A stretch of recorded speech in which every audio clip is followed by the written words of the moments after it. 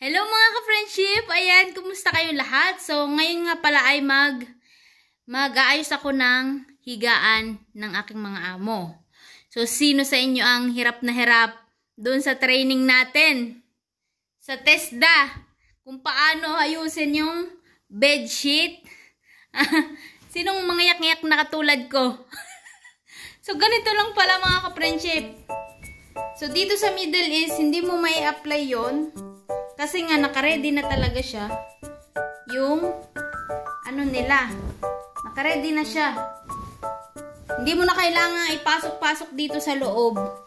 Yung pum. O, diba? Ayan. Ihahagis mo lang yan.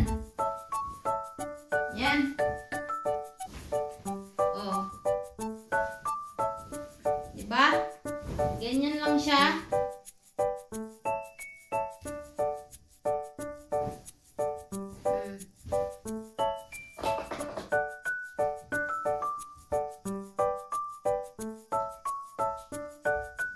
Ganyan lang mga ka-friendship. O, diba?